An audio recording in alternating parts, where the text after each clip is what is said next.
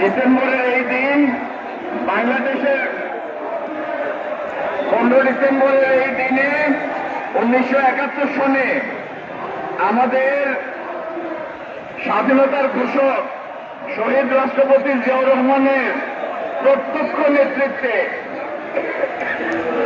এই সিলেট স্বাধীন হয়েছিল। আল্লাহ রাব্বুল আলামিন 15 ডিসেম্বর সিলেটকে একটি স্বাধীন জনপদের মর্যাদা দিয়েছিলেন, নিয়ামত দান করেছিলেন। আজকে শহীদ রাষ্ট্রপতি জিয়াউর রহমান এবং তার সহযোদ্ধা যারা আজকে আর আমাদের মধ্যে নেই, তাদের আত্মার মাগফিরাত কামনা করছি। আল্লাহ রাব্বুল আলামিন তাদেরকে জান্নাতুল ফেরদৌস দান করুন।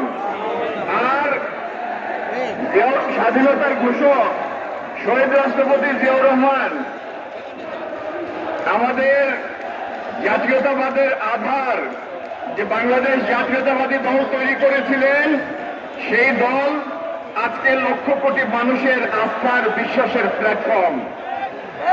আজকে স্বাধীনতার 54 বছর পরে আমরা বহু চড়াই উতরাই পার হয়ে বেশিবাদের অবসান ঘটিয়ে আবার জিয়াউর রহমান যে বাংলাদেশের প্রতিষ্ঠার জন্য কাজ করেছিলেন, সেই বহুদলীয় গণতন্ত্র, বাক স্বাধীনতা, বুদ্ধিভিত্তিক চর্চার স্বাধীনতা,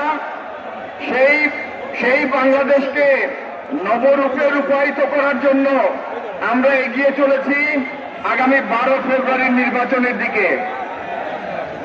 আমাদের শহীদ রাষ্ট্রপতি জিয়াউর রহমানের জ্যেষ্ঠ সন্তান, আমাদের বিশ্বাসের বাতিঘর জনাব তারেক রহমানের নেতৃত্বে আগামী দিনে এই দেশের উপরে আবার আমরা এই দেশের মানুষের মালিকানা প্রতিষ্ঠিত করব ইনশাআল্লাহ।